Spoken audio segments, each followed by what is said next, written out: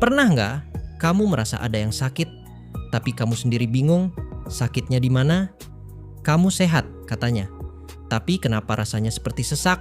Kenapa seperti ada yang tertinggal, padahal tidak ada yang pergi? Kenapa seperti ada yang runtuh, padahal semua masih berdiri?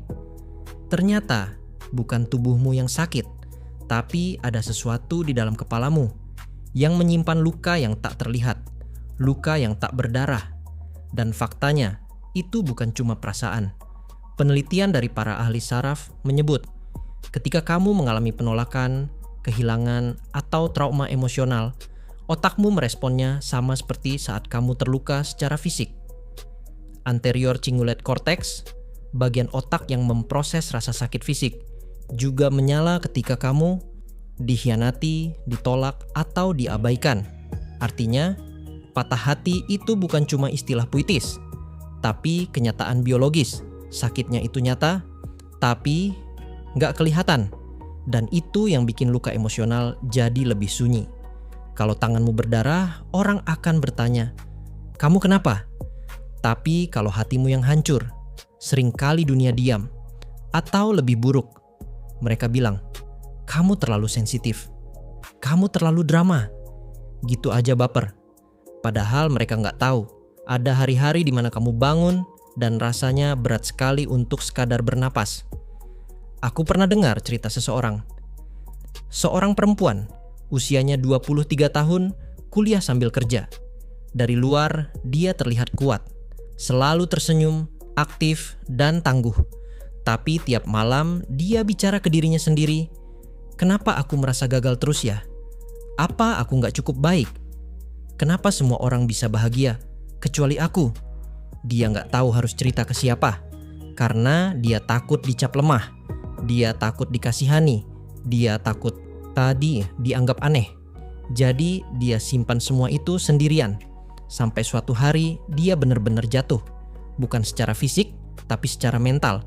Dan yang menyedihkan, nggak ada yang sadar, banyak dari kita sedang berdarah di dalam. Tapi kita belajar menyembunyikannya. Kita belajar untuk bilang aku kuat, padahal kita sendiri nggak yakin bisa bertahan. Kita belajar untuk tertawa di depan orang, tapi menangis sendirian di kamar. Dan dunia terlalu sibuk untuk benar-benar melihat. Tapi kamu tahu, bertahan dalam luka adalah bentuk kekuatan yang paling sunyi. Kamu mungkin merasa rapuh, tapi justru karena itu kamu manusia. Kamu merasa sakit karena kamu punya hati. Kamu merasa hancur karena kamu pernah mencinta.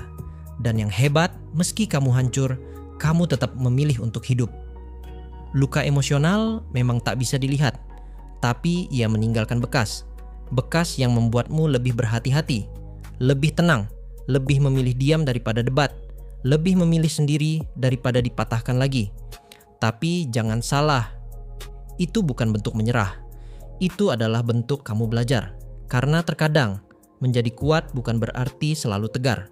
Menjadi kuat adalah tetap berjalan meski kakimu gemetar. Tetap tersenyum meski hatimu bergetar. Tetap percaya meski pernah dihancurkan berkali-kali.